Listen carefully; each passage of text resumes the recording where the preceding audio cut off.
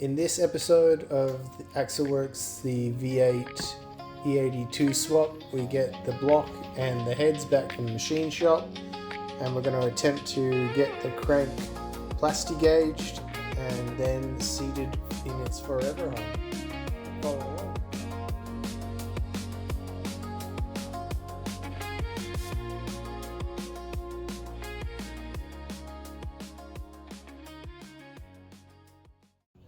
In this episode of Axleworks, I get my block and heads back from the machine shop after being decked for the new MLS gaskets.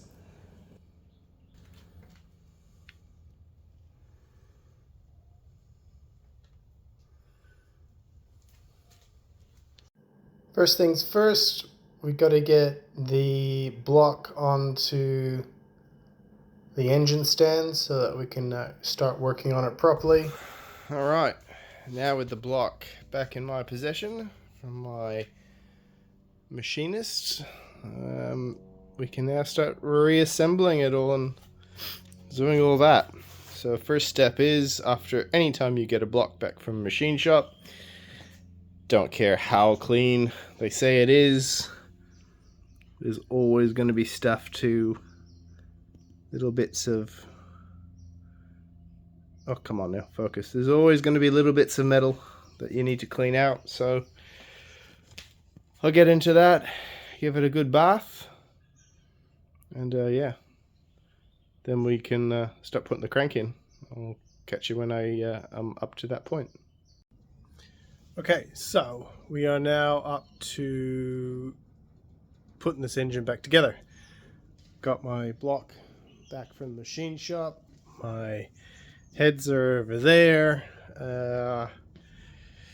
Spent the last couple of days just finishing off up at the crank, and I gave that a quick run through the sonic cleaner. Came up really good. I've cleaned up all of the main cap bolts, and I've just run a tap back over the threads just to ensure there's no grease or grime or built up oil on there that could possibly alter our torque settings when we go to bolt it back into the motor. And those are the little side bolts that go through in there. So now we're at the stage where we are going to test fit our bearing clearances, or test our bearing clearances. Now, I've taken all the measurements, which you can see here, as well as what is on the crank itself. There's a section on the crank here. If it will roll over, give me a minute.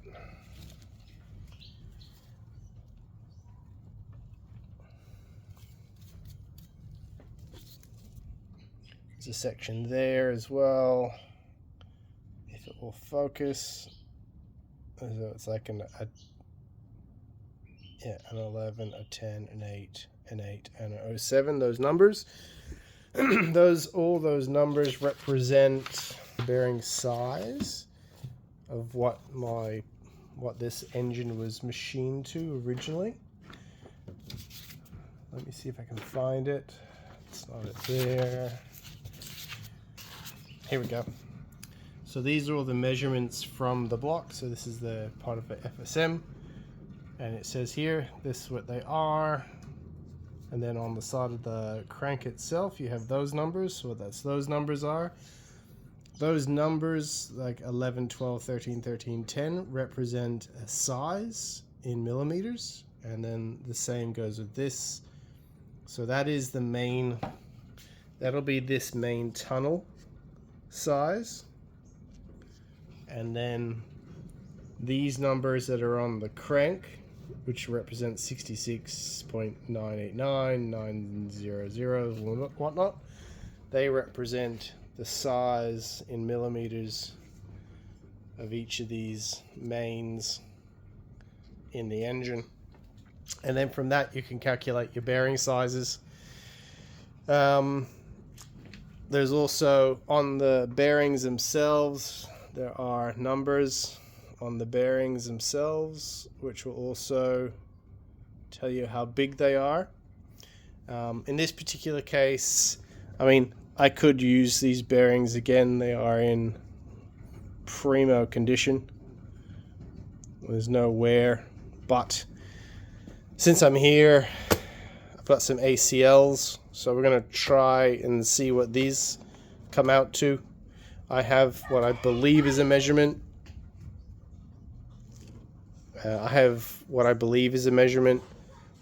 But we're going to test it.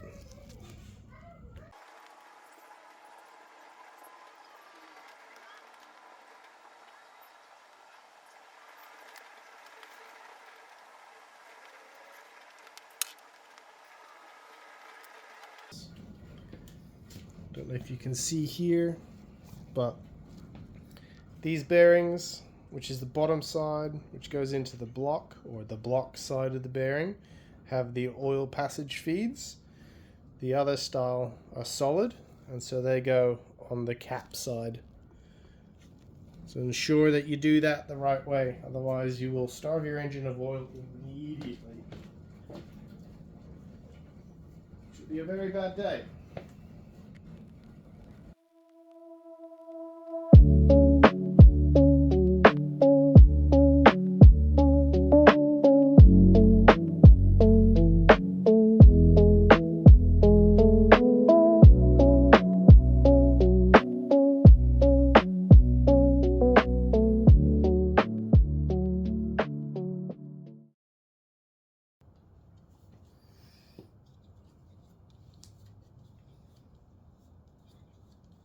Now, because I am measuring with plasti gauge on the solid side of the bearings, I'm just going to add the tiniest little smidge of assembly lube onto these bottom bearings, so that in case I rock the crank or do anything while it's in here, it's not going to scuff these brand new bearings. But this is just a bit of insurance in case they stuff up more than anything, and I do accidentally rotate the crank.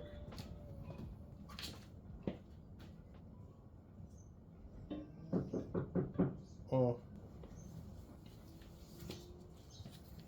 Alright, now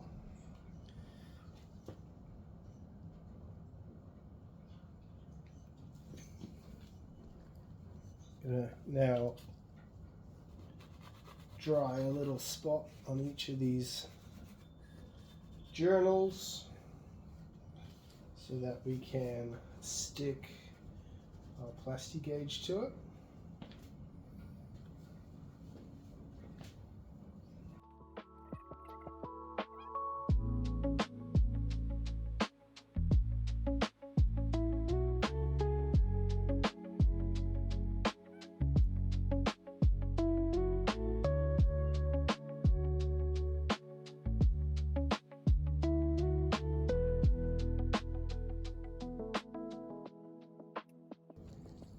Okay, so here we are.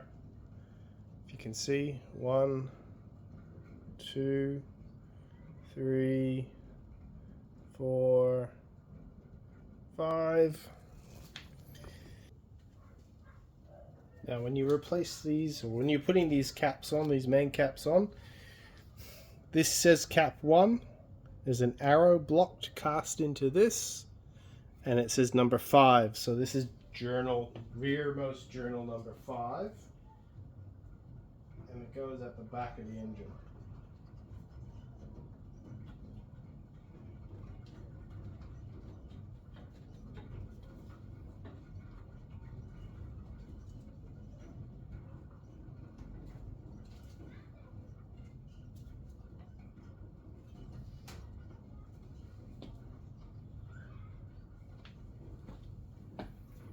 This is number 2, journal 2, but it's also in space, goes into number space 4.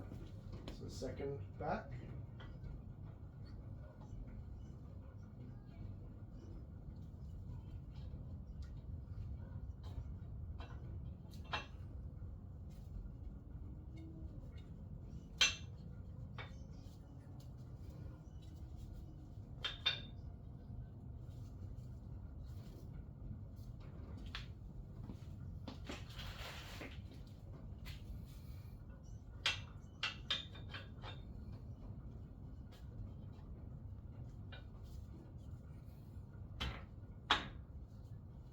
So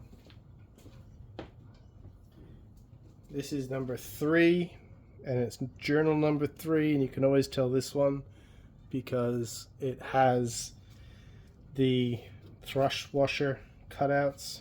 Now, we're not doing thrush washers on this one just yet. We're just currently measuring our bearing clearances.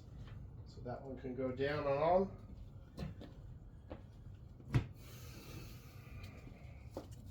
And this is number 2. Sorry, let's do it this way. This is number 2 and has an arrow that faces on the top, and it's number 2. So we know this one goes in number 2.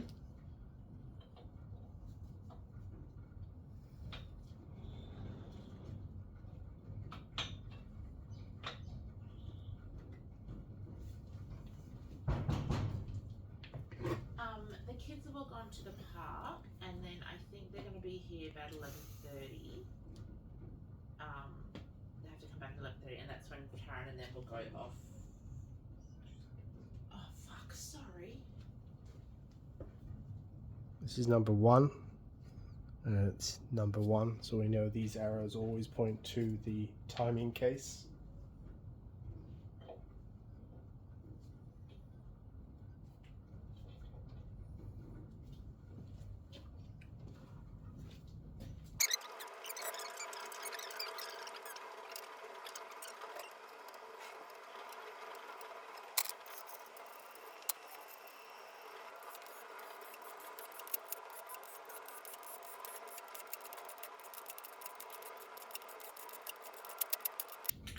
Alright, for all you worried out there, it was on setting number 1, which is far below the first torque value, which is 27 Newton meters. So here we go, torque wrench.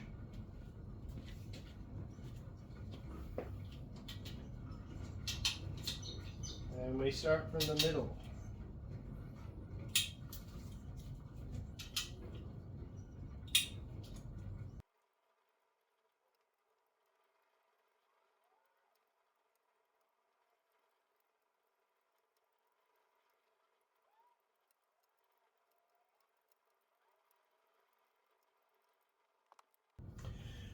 Now we do 90 degrees, I think it was. Yeah, 90 degrees.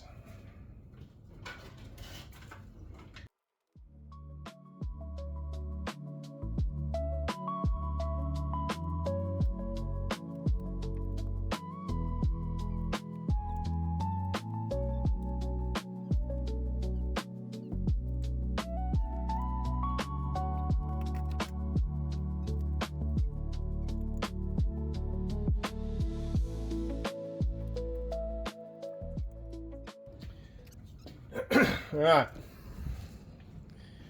there we have it. All of them marked, done up to 27 Newton meters plus 90 degrees. Now we're going to undo them all and check our clearances.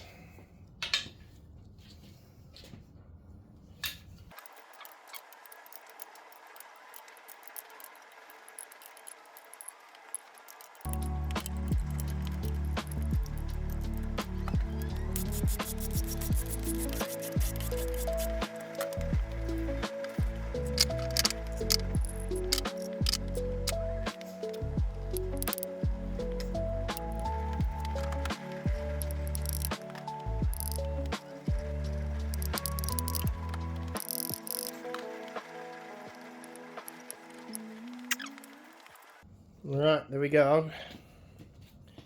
So this is what plasti gauge looks like. For you that don't know, plasti gauge is just literally a very accurately formed round of wax, and then it is then measurable to say how much you've squished it. Gives you how many thousandths of an inch you've got of space. So the wider it is, the closer the gap, the narrower it is, the less the reduced gap you have. So for instance,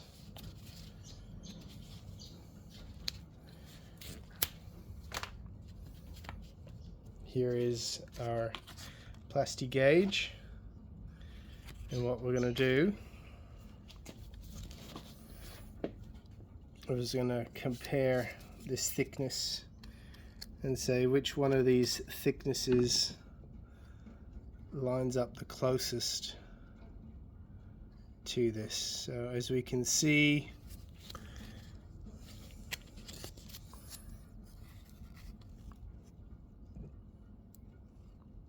that one is 2.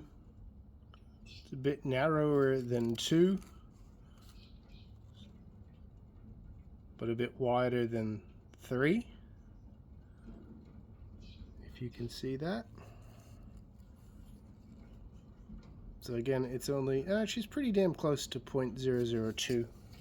So this side is the millimeter scale, and that side is the inches scale.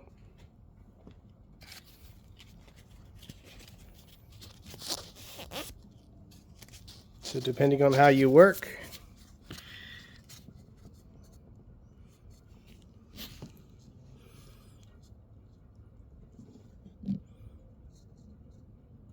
that one's about 0.5. That's narrower than 0.5.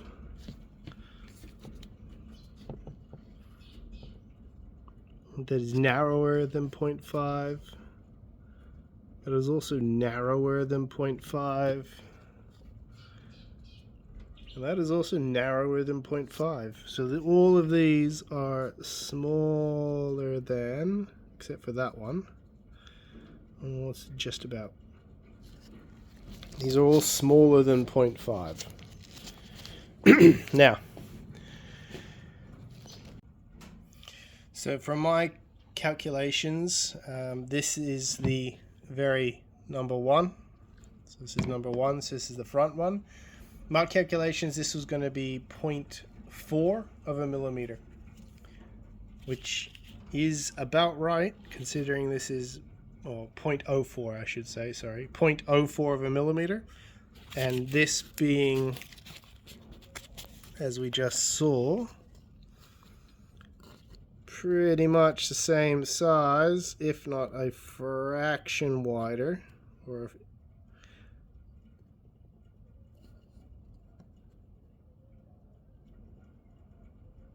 so between 0.4 and 0.5, that's, you know, that's good enough. So I measured my estimation was that was going to be 0.4. This one was going to be 0.39, which, yeah, let's go with that, considering it's thicker, which means that gap is closer. And this one was going to be 0.39, which, yeah, I'll go with that. And this one was also going to be 0.39. Yep, I'll go with that. This rear one is supposed to be 0.35. Yeah, I'll go with that too. So all in all, my calculations are fairly well spot on. This is a good sense check, just to ensure that everything is as you believe it is once you actually get it in the engine. But yeah, so now we'll clean up this surface. We'll clean up that surface in there. Just wipe the wax off. And we'll put the crank in, or we'll leave the crank in place since I've already got it oiled on those bearings. And yeah, we'll have a crank installed very soon. And to be honest, even if there is a tiny little bit of wax or something left on these cranks, the wax is not going to do anything to the engine. It'll just be, what's the word? It will just be melted by the oil, since technically wax is oil based.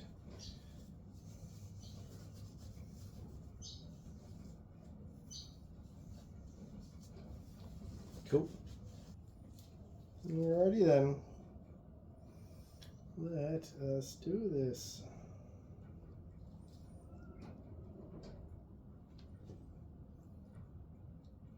It's a pretty big moment. This is the engine technically starting to go back together after all of the work that we've done.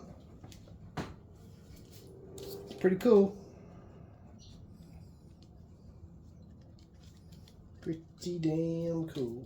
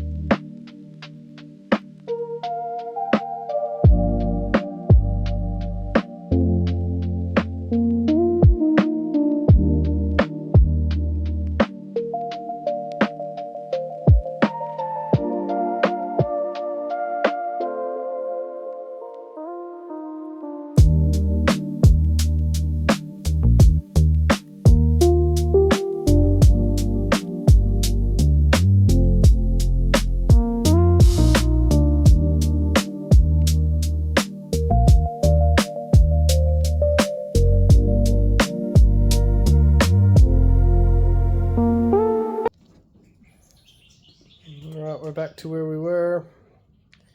Got our bearings in, we got all our marks for 90 degrees. So now we'll just turn them 90 degrees and we'll go from there. Then we'll see if it still spins. Starting from the middle.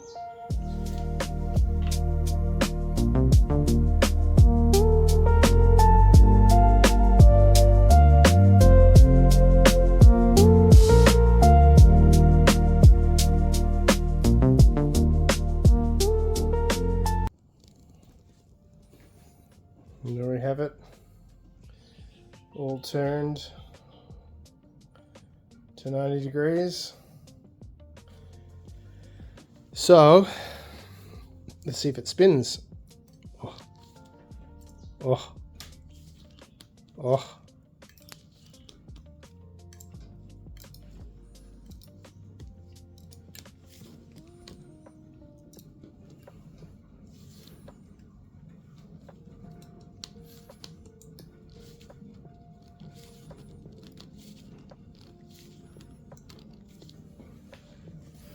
Yes.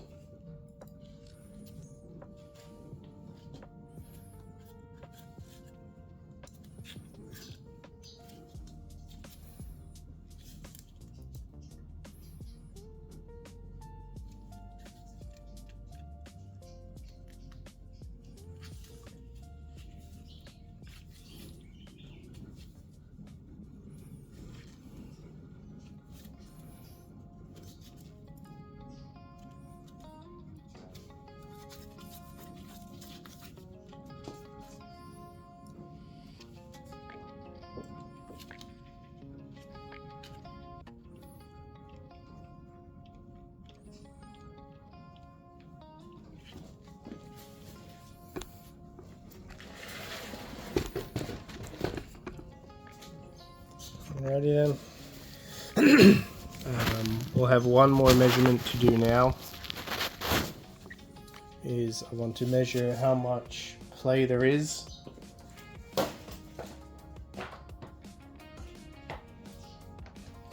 Fore and aft.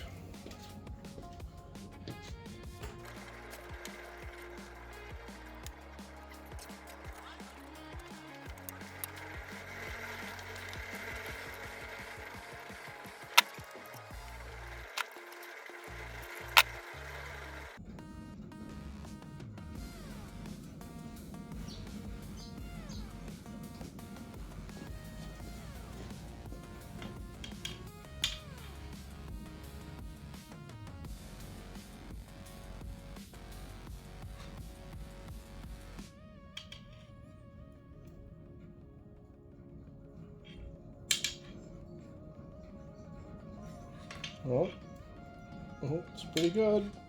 Let's see if that's within spec. It's pretty tight.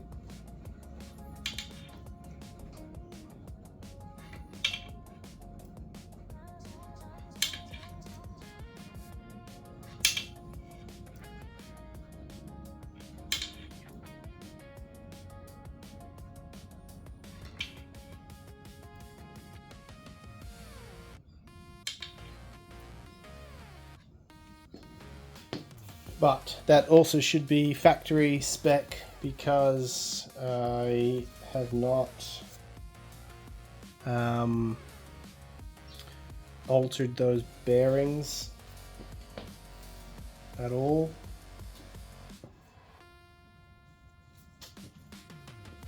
But yeah, pretty happy with that. It's pretty good. And there you have it. One block with crank in place.